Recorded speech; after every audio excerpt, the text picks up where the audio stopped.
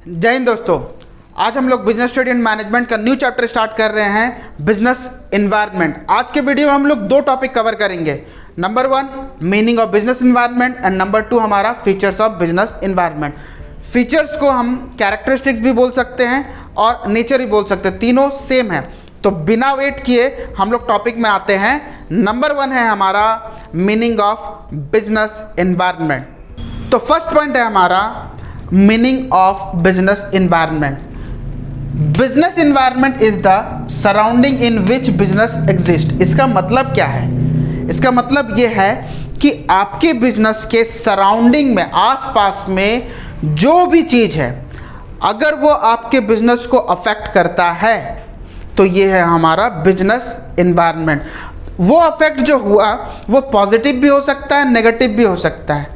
आपके बिजनेस को ऊपर ले आए या आपके बिजनेस को नीचे ले जाए, ये सारा चीज़ बिजनेस एनवायरनमेंट में आता है। जैसे बोला गया है, a suitable environment help for business success while adverse में क्रिएट डिफिकल्टी। इसका मतलब क्या है कि अगर सुटेबल एनवायरनमेंट मिल जाए तो आपके बिजनेस को सक्सेस कर सकता है।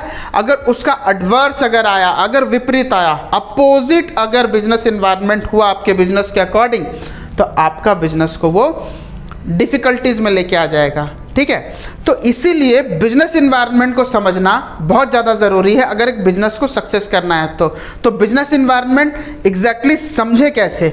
आप ये देखो कि आपके बिजनेस के सराउंडिंग में क्या है, किस टाइप के लोग हैं, उनका इनकम कैसा है, जेंडर क्लासिफिकेशन कैसे हैं, मतलब बड़े कितने हैं, छोटे कितने हैं, बॉयज़ कितने हैं, गर्ल्स कितने हैं। ठीक है, वहाँ का पॉलिटिकल पार्टी कैसा है, कौन सा गवर्नमेंट चल रहा है, कौन सा रूल्स चल रहा है, ये सारा चीज़ को सबसे पहले एनालाइज किया जाए। अगर ये सारे चीज़ आपके बिजनेस को अफेक्ट कर रहे हैं तो उसे सबसे पहले ठीक किया जाए। लेट मान लीजिए बाहर बारिश हो रही है, ठीक है, या बारिश होने वाली है, आपको पता है ना आपको छाता लेके निकलना है, कि आप भगवान को ये बोलोगे कि थम के बरस मेरा महबूब आने वाला है, तो भगवान आपको क्या बोलेगा? हाँ, तुम लोग का बाप का नौकर है ना हम।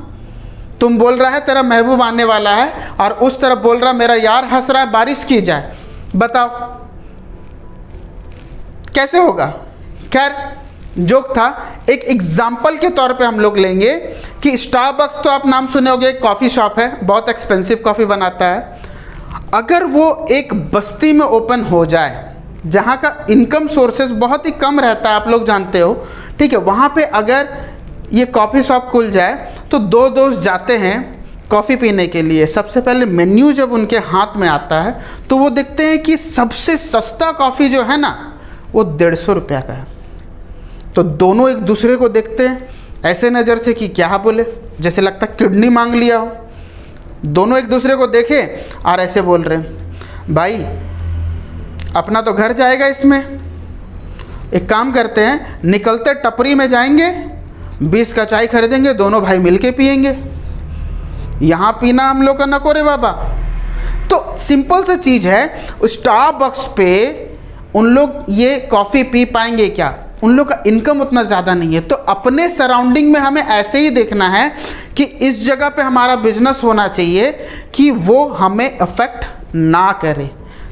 ठीक है, तो बिजनेस एनवायरनमेंट का मतलब आप लोग क्या समझे कि हमारे आजू बाजू, हमारे सराउंडिंग में जो भी चीज़ें हैं, अगर वो बिजनेस को अफेक्ट करता है पॉजिटिवली या नेगेटिवली, उसे बिजनेस एनवायरनमेंट कहा जाता है। क्लियर बच्चों? तो बिजनेस एनवायरनमेंट जो है वो हमारा दो टाइप का होता है। नंबर 1 हमारा इंटरनल एनवायरनमेंट एंड नंबर 2 हमारा एक्सटर्नल एनवायरनमेंट। इंटरनल एनवायरनमेंट का मतलब ये होता है इन बिजनेस कंट्रोल, जो बिजनेस के कंट्रोल के अंदर है, जिसे बिजनेस इजीली कंट्रोल कर सकता है। लाइक मशीन ख़राब हुआ, मशीन को वो चेंज कर दिए, है ना। कोई वर्कर काम नहीं कर रहा है ठीक से, बार बार उसे वार्निंग दी जा रही है, वो फिर भी काम ठीक से नहीं कर रहा है, वर्कर को हम लोग हटा दिए। एक मैनेजर ठरकी है मान लो, ठीक है, जिसकी वजह से ऑफिस का पूरा माहौल ख़राब होकर रखा हुआ है, उसे हम लोग चेंज कर दिए। तो जो एग्जैक्टली बिजनेस के कंट्रोल के अंदर आता है ना, वो हम लोग का इंटरनल एनवायरनमेंट है। और एक्सटर्नल एनवायरनमेंट हमारा क्या होता है? जो हमारा बिजनेस के बाहर है, आउटसाइड बिजनेस कंट्रोल, बिजनेस के कंट्रोल के बाहर है। बताओ, तो बिजनेस के कंट्रोल के बाहर में क्या हो सकता है? जस्ट गवर्नमेंट एक पॉलिसी ले आया, सपोज जीएसटी ले आया, इन्फ्लेशन बढ़ गया, तो क्या ये बिजनेस के कंट्रोल के अंडर में आता है? बिल्कुल नहीं आएगा। जीएसटी आ गया, सारे बिजनेस का प्रॉब्लम स्टार्ट हो गया। इन्फ्लेशन आते हैं तो बिजनेस का प्रॉब्लम स्टार्ट हो जाता है, लोगों को सामान खरीदने में तकलीफ हो रहा है, जिसकी वजह से बिजनेस प्रॉब्लम्स में आ जा रहे हैं।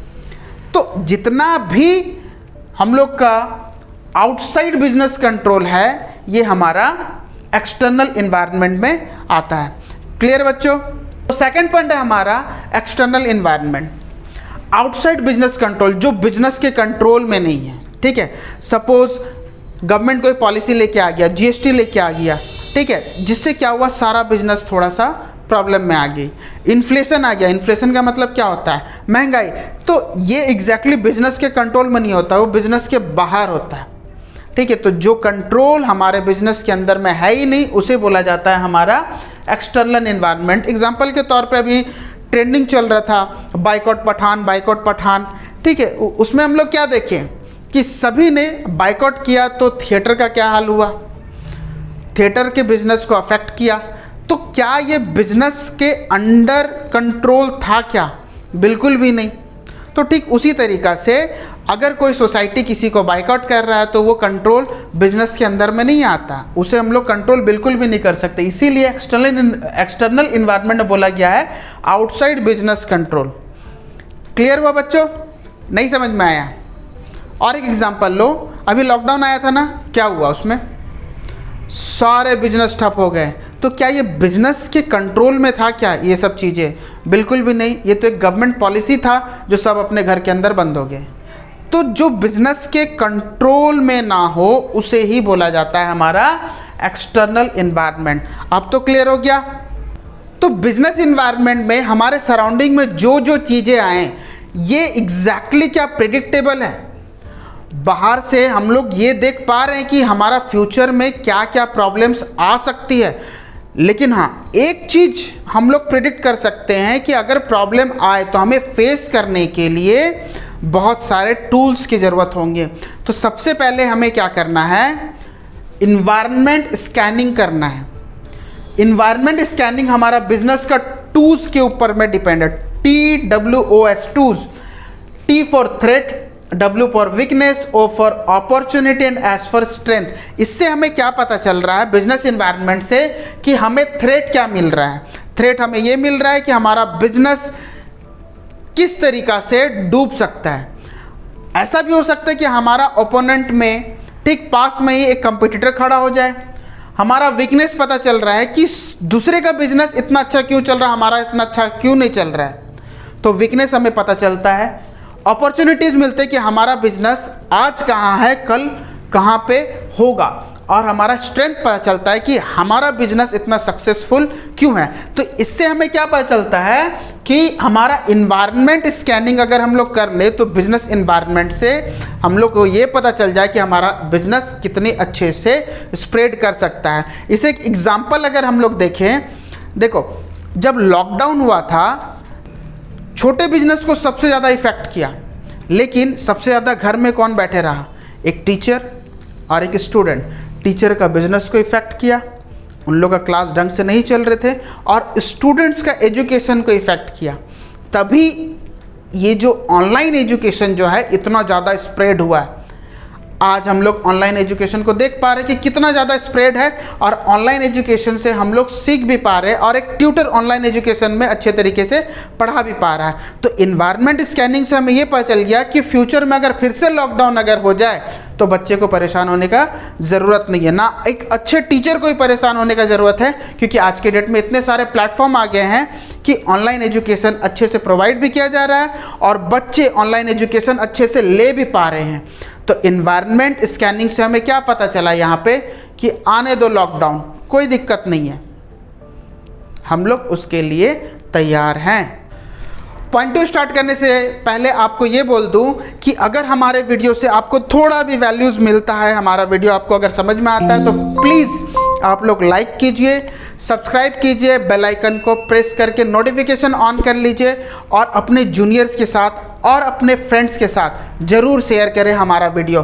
और सबसे इम्पॉर्टेंट चीज़, एज ए फीडबैक आप कमेंट में अपना फीडबैक ज़रूर दें, इससे हम लोग का बहुत ज़्यादा हेल्प होगा। तो सेकंड पॉइंट है हमारा features of business environment. Business environment का फीचर का सबसे पहला पॉइंट हम लोग पढ़ेंगे ऑल द एक्सटर्नल फोर्सेस। अभी बताया मैंने कि एक्सटर्नल फोर्सेस है क्या, जो बिजनेस के कंट्रोल में नहीं होता है। इसका मतलब ये है कि गवर्नमेंट कोई ऐसा पॉलिसीज़ लेके आ जाए, जैसे अभी बताया था जीएसटी, इन्फ्लेशन आ जाए, जैसे महंगाई बढ़ गया, या फिर कोई नेता अगर भाषण में ये कहता है कि बायकॉट चाइना, देखो टिकटॉक बंद हो गया। तो इससे हम लोग क्या पता चला कि हमारे कंट्रोल में जो नहीं है, इसे ही हम लोग बोलते हैं एक्सटर्नल फोर्सेस। तो बिजनेस के कंट्रोल में जो भी चीज़ें नहीं होते हैं उसे ही बोला जाता है हमारा एक्सटर्नल फोर्सेस। क्लियर बच्चों? तो पॉइंट सेकंड है हमारा specific and general forces. Specific forces का मतलब क्या है हमारा, कि एक पर्टिकुलर बिजनेस का नुकसान होना। सिर्फ अगर उस बिजनेस का वर्कर स्ट्राइक पे चले गए तो उसी बिजनेस का ना नुकसान होगा क्या, बाजू वाला बिजनेस का नुकसान होगा क्या? बिल्कुल भी नहीं। तो ठीक यहाँ पे अगर हम लोग जनरल फोर्सेस को देखें, तो अगर जनरल फोर्सेस में कुछ ऐसा लॉ आ गया जिसके वजह से सारे के सारे बिजनेस को इफेक्ट पड़ रहा है, वो होता है हमारा general forces, just like GST. ठीक है, एक एग्जांपल के तौर पे हम लोग समझते हैं, अगर मेरा एक कपड़े का दुकान है, ठीक है, और बाजू में एक कपड़े का दुकान और खुल गया, तो इससे क्या होगा, मेरा बिजनेस इफेक्ट होगा। तो वो हमारा स्पेसिफिक है। लेकिन जनरल में क्या बताया गया है कि गवर्नमेंट जो है वो 18% जीएसटी लेके आ गया है कपड़े के ऊपर, तो ये सारे के सारे कपड़े दुकान का प्रॉब्लम होगा। तो इसे ही बताया गया specific and general forces. Clear हुआ बच्चों? तो पॉइंट थर्ड है हमारा इंटर रिलेटेड। देखो बिजनेस में क्या होता है ना, कि एक प्रोडक्ट के वजह से दूसरा प्रोडक्ट भी ज़्यादा सेल होने लग जाता है, या फिर उसमें इफेक्ट पड़ता है, या फिर उसका सेल कम हो जाता है। लेस्ट आप लोगों ने देखोगे कि अगर चाय पत्ती का सेल अगर ज़्यादा हो रहा तो समझ लेना चीनी का भी ज़्यादा सेल होगा। कोविड में क्या हुआ, कोविड में हम लोग देखेंगे कि जैसे जैसे ऑनलाइन एजुकेशन आते गया, मोबाइल का सेल बढ़ गया, टैब का सेल बढ़ गया। ठीक है, आज हम लोग देख रहे हैं कार्स, बाइक्स बहुत ज़्यादा सेल हो रहा है, ऑब्वियसली पेट्रोल भी सेल होगा। तो इससे हम लोग क्या पता चला कि ये सब इंटर रिलेटेड है। ठीक है, कहीं पे अगर फैशन चेंज होता है तो वहाँ का टेक्नोलॉजी भी चेंज होता है, टेक्नोलॉजी चेंज होता है तो वहाँ का रेट भी चेंज होता है, वहाँ के जितने भी लोगों का दिमाग में फैशन को लेके जो समझ है वो भी चेंज हो जाता है। तो आप यहाँ पे एक चीज़ गेस कर सकते हैं कि इंटर रिलेटेड का मतलब क्या हो गया, कि हाँ एक के वजह से दूसरे को अफेक्ट पड़ता है, चाहे वो पॉजिटिवली हो या नेगेटिवली हो। आज के डेट में देखो एआई कितना बढ़ चुका है, आर्टिफिशियल इंटेलिजेंस, जैसे वो मार्केट में आया बहुत लोग का जॉब चले गया, लेकिन ठीक उसी वक्त कोई एआई को यूज़ करके अपना जॉब को बेटर कर ले रहा है। तो देखो किस तरीक़ा से इफेक्ट हो रहा है, इसीलिए बोला जाता है इंटर रिलेटेड। तो बिजनेस इन्वायरमेंट में हमारा इंटर रिलेटेड क्यों बोला गया है, एक प्रोडक्ट दूसरे प्रोडक्ट को अफेक्ट करता है। क्लियर बच्चों? तो नेक्स्ट पॉइंट है हमारा अनसर्टेनिटी। इसका मतलब ये बताया गया है कि फ्यूचर क्या हम लोग देख पाते हैं, बिल्कुल भी नहीं देख पाएंगे। तो फ्यूचर हम लोग प्रिडिक्ट कैसे कर पाएंगे कि बिजनेस में आने वाला टाइम में क्या नया चीज़ आएगा जो हमारे बिजनेस को इम्पैक्ट डालेगा, है ना? तो हम लोग तो अंतर्यामी है नहीं भाई, हम लोग का बिजनेस ठीक चल ही रहा होता है कि अचानक से मोदी जी प्रकट होते हैं और हम लोग को ये बोलते हैं कल से 500 और 1000 का नोट बंद।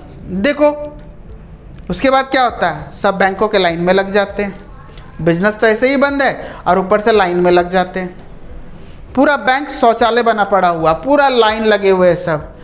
इस सदमा से उभरते हैं कि नहीं, कुछ टाइम के बाद हमारा बिजनेस फिर से ठीक चलते रहता है। अचानक से मोदी जी फिर प्रकट होते हैं, बोलते पूरा का पूरा देश लॉकडाउन, कोई भी घर से बाहर नहीं निकलेगा, बाहर से निकलेगा तो लालों के घर वापस जाएगा।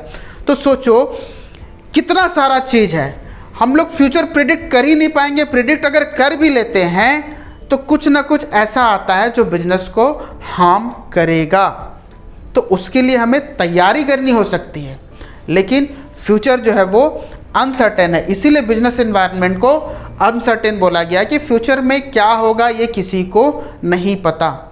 क्लियर बच्चों। फिफ्थ पॉइंट है हमारा डायनेमिक नेचर। इसका मतलब ये है कि keep changing time to time change होना चाहिए। जैसे म्यूज़िक इंडस्ट्री में चेंजेस कैसे आया, पहले म्यूज़िक इंडस्ट्री कैसेट बनाते थे रील वाला, है ना, उसके बाद सीडीज़ आए, सीडी के बाद डीवीडी आया, डीवीडी के बाद मेमोरी कार्ड आया।